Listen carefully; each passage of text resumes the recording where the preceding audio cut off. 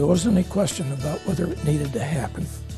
Wasn't any question about whether it was going to be an exciting thing to do. There was considerable question about whether we could carry it off. We were in a particularly good position because we had a clean slate. We didn't have a department that had Professor X who wanted to teach this class. He'd always taught this class, and by God, he was going to teach it. We had a clean slate, so we started with deciding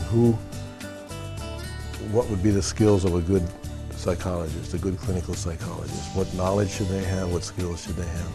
Well, after a great deal of discussion, we came up with a model for the clinical PsyD that included both academic and particularly practical experience. And it was a real pleasure to teach those first years. The average age was about 30, so they came into the program with clear goals as to what they wanted to learn. And they wouldn't put up for any nonsense that they thought was nonsense. The school opened in 1976.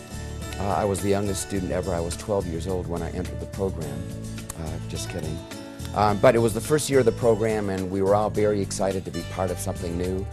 The faculty was very warm and accepting, the office staff was, and we just felt like a big family. By the time we really got going, the professional community was really behind us. And did just fantastic things by way of helping with planning, making good suggestions about curriculum. And so I think there were a number of people who really liked the opportunity to obtain a doctorate in psychology, but who really were not interested in the sort of research orientation that was prevalent in the other programs that were available.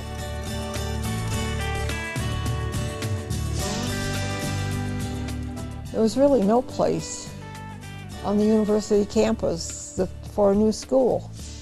But there was one building, and Dr. Jones, who's a very, I don't want to say calculating, forward-looking person, had been around the campus and saw this building that was in a big state of disrepair. In the first year, we didn't have a classroom big enough for the biggest classes, and it was supposed to be too complicated for the building and grounds people to enlarge it. So one day Joe and a couple of students got some sledgehammers and went over and took out a couple of walls. And with all the electric wires hanging down and what have you, buildings and grounds decided they could really finish that job.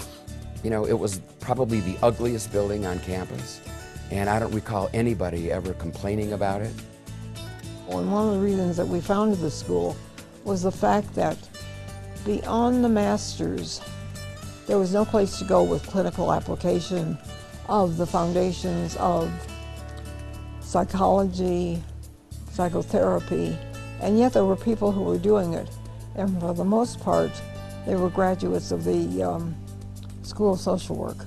Most of our students in the clinical program who got out in the world and never did any research or teaching, they were interested in working with kids and families. And so it seemed to us that it would be a good idea.